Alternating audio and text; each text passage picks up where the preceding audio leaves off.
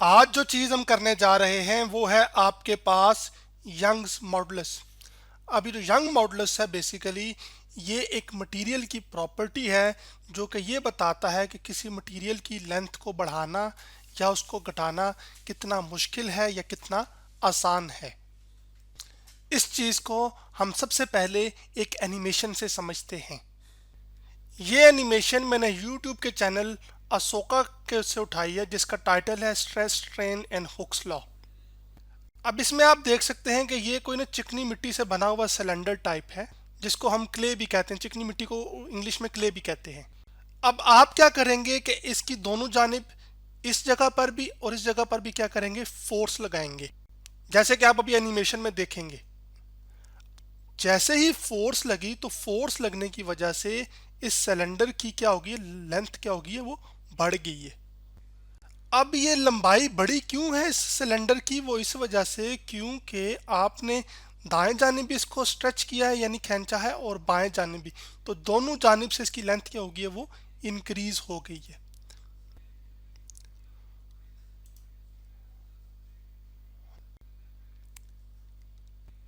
अब ये सिलेंडर बजाते खुद ये चाहेगा कि ये जो अपनी जो असल हालत थी ना उसको ये रीस्टोर करे, और अब ये जो रीस्टोरिंग फोर्स लगाएगा इस एरिया के ऊपर ताकि अपनी असल हालत को वापस गेन कर सके, उसको हम स्ट्रेस कहते हैं या टेंसाइल।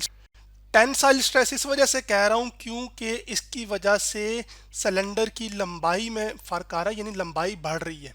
घट भी सकती है और बढ़ भी सकती है, वो डिपेंड करेगा कि आपने फोर्स किस जानिब और किस तरफ लगाई है। तो फिर हम स्ट्रेस को यूं डिफाइन कर सकते हैं कि ये रीस्टोरिंग फोर्स है एक्टिंग पर यूनिट एरिया के। जो रीस्टोरिंग फोर्स एक्ट कर रही होगी किसी एरिया के ऊपर उसको हम क्या कहते हैं, स्ट्रेस। अब जैसा आपने एनिमेशन में देखा था वैसे ही आप कंसीडर करें कि आपके पास एक ये सिलेंडर है और जो सिलेंडर है ना उसकी ये जो लेंथ है वो इनिशियल लेंथ जो है वो कैपिटल एल है, ये इनिशियल लेंथ है। आप क्या करते हैं कि इस एरिया के ऊपर जिसको मैं कैपिटल ए से लिख रहा हूं अभी, एक इस जानिब क्या करते हैं, फोर्स लगाते हैं।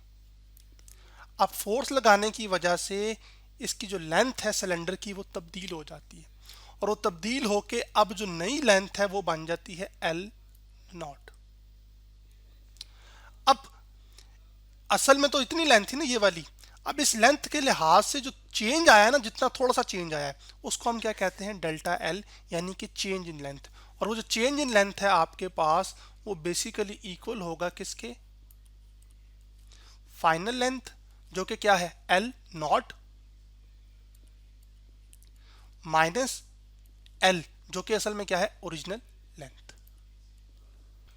अब ये रॉड यही चाहेगा कि ये अपनी असल हालत को क्या कर ले, रीस्टोर कर ले, यानी वापस गेन कर ले।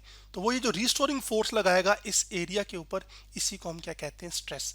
तो स्ट्रेस को फिर हम यूं डिफाइन कर सकते हैं, स्ट्रेस इज इक्वल टू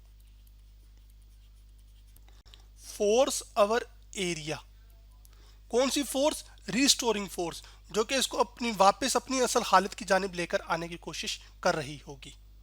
जबकि ये जो आपने फोर्स अप्लाई की होगी ना वो असल में इसको डीफॉर्मिंग फोर्स कहते हैं। क्यों, क्योंकि वो उसकी असल हालत को असल में तब्दील कर रही थी। अब बेसिकली स्ट्रेस की वजह से क्या हुआ है कि आपके पास इसकी लेंथ में क्या आई है, तब्दीली आई है। तो वो जो लेंथ में तब्दीली आई है ओरिजिनल लेंथ के लिहाज से उसको हम स्ट्रेन कहते हैं। तो फिर स्ट्रेन को मैं यूं डिफाइन कर सकता हूं, change in length per unit original length, के जो लेंथ में तब्दीली आई है जो कि आपके पास है delta L per unit original length जो कि आपके पास एल है। तो फिर स्ट्रेन का फार्मूला मैं आपके लिए यहां पर लिख देता हूं एडजस्ट करके, जो कि आपके पास है change length over original length. अब लेंथ में तब्दीली क्या आई है, डेल्टा एल ना, ये वाली, और वो डेल्टा एल क्या है असल में, फाइनल लेंथ जो कि एल नॉट है माइनस ओरिजिनल लेंथ क्या है एल। तो मैं इसको भी डेल्टा एल लिख रहा हूं जो चेंज इन लेंथ आया है, डिवाइडेड बाय ओरिजिनल लेंथ। अब आप ये देख रहे थे कि स्ट्रेस एक्ट करने की वजह से स्ट्रेन प्रोड्यूस हो रहा था ना, यानी तब्दीली आ रही थी लेंथ में। तो इसका मतलब है कि जो स्ट्रेस है बेसिकली वो प्रोपोर्शनल है किसके, स्ट्रेन के। तो फिर मैं यूं लिख सकता हूं कि जो स्ट्रेस है वो आपके पास डायरेक्टली प्रोपोर्शनल है स्ट्रेन के, यानी कि जितनी तब्दीली आ रही होगी ना लेंथ के अंदर वो डिपेंड कर रही होगी कि स्ट्रेस कितना है। जितना स्ट्रेन ज़्यादा होगा असल में स्ट्रेस उतना ज़्यादा अप्लाई हो रहा होगा, और जितना स्ट्रेन कम होगा असल में स्ट्रेस उतना कम अप्लाई हो रहा होगा। अब जब आप इस प्रोपोर्शनैलिटी साइन को ख़त्म करेंगे तो एक कांस्टेंट आ जाएगा और साथ एक इक्वल का साइन आ जाएगा, और वो मैं यहाँ पर आपके लिए लिख रहा हूँ कि stress is equal to proportionality change होगी इक्वालिटी में, और साथ एक कांस्टेंट है जो कि कैपिटल वाई है जिसको हम यंग मॉडुलस भी कहते हैं, ये आ जाएगा मल्टीप्लाइड बाय साथ स्ट्रेन। अब मैं ये कांस्टेंट y यंग मॉडुलस क्यों ले रहा हूँ, क्योंकि लेंथ में तब्दीली आ रही है। अगर जब भी लेंथ में तब्दीली आएगी तो आपका जो प्रोपोर्शनैलिटी कांस्टेंट होगा, स्ट्रेस जब प्रोपोर्शनल होगा स्ट्रेन से, तो आपके पास वो यंग्स मॉडुलस होगा, और यंग्स मॉडुलस को हम कैपिटल Y से डिनोट करते हैं। अब ये स्ट्रेन इधर मल्टीप्लाई हो रहा है, उधर जाके क्या हो जाएगा, डिवाइड। तो ये बन जाएगा stress divided by strain equal to आपके पास y आ जाएगा जो कि यंग मॉडुलस है।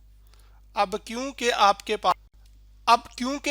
पास जो है ना वो right hand side left hand side के इक्वल है, तो आप राइट हैंड साइड को जो है वो पहले लिख लें और लेफ्ट हैंड साइड को बाद में लिख लें, तो कोई फर्क नहीं पड़ेगा। तो y इक्वल टू आ जाएगा स्ट्रेस अवर स्ट्रेन।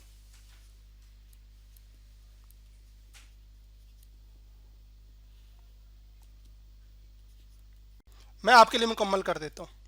अब आपने ये बात याद रखनी है कि ये जो y की वैल्यू है, ये जो कि असल में यंग्स मॉडुलस है, ये जितना ज़्यादा होगा ना आपके पास, उतना जो है ना इस रॉड को खींचना मुश्किल होगा, यानी इसकी लेंथ को बढ़ाना उतना मुश्किल होगा।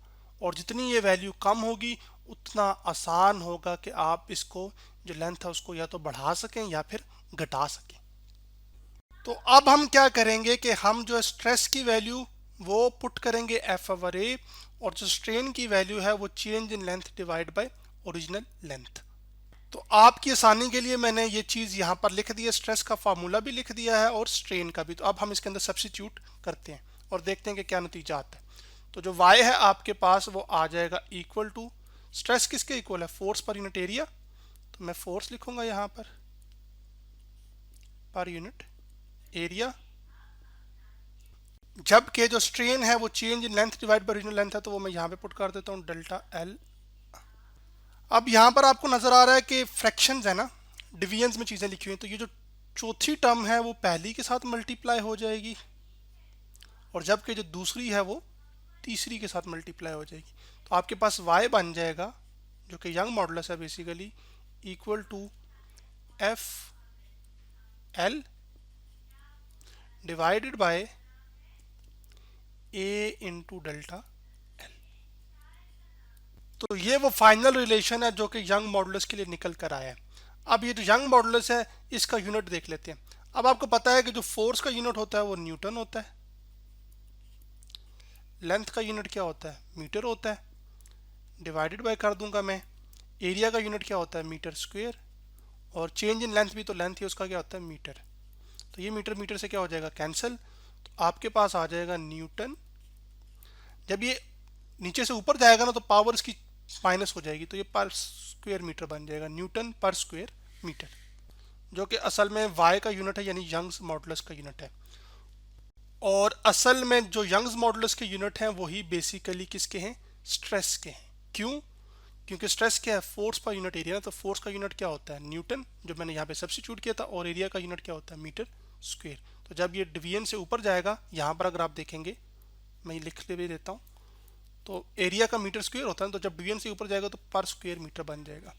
स्ट्रेन का कोई यूनिट नहीं होता, क्यों, क्योंकि ये same quantity divide by same है, सिर्फ फर्क क्या है कि ऊपर चेंज इन लेंथ है जबकि नीचे क्या है, सिर्फ ओरिजिनल लेंथ है। एक्चुअली लेंथ भी जो चेंज इन लेंथ होगा वो भी मीटर में मेजर होगा, ओरिजिनल लेंथ भी किस में मेजर होगी, मीटर में। तो मीटर मीटर से क्या हो जाता है, वो कैंसिल हो जाता है। इस वजह से आपके पास स्ट्रेन का कोई यूनिट नहीं है, तो ये यूनिटलेस क्वांटिटी है। तो फिजिक्स में कुछ क्वांटिटीज ऐसी होती हैं जिनकी कोई यूनिट नहीं होती, तो स्ट्रेन उनमें से एक है। तो आज हमने क्या सीखा कि हमने यंग्स मॉडुलस के बारे में जाना कि ये असल में एक मटेरियल की ऐसी प्रॉपर्टी है जो कि हमें इस बारे में इंफॉर्मेशन देती है कि किसी मटेरियल को स्ट्रेच करना यानी उसकी लेंथ को बढ़ाना या घटाना कितना आसान है या कितना मुश्किल। जितनी वाई की वैल्यू यानी यंग्स मॉडुलस की वैल्यू ज़्यादा होगी उतना जो है ना उसकी लेंथ को बढ़ाना मुश्किल होगा, और जितना जो है आपके पास यंग मॉडुलस की वैल्यू कम होगी इसका मतलब होगा उतना आसान होगा उसकी लेंथ को इंक्रीज करना स्ट्रेस लगाकर।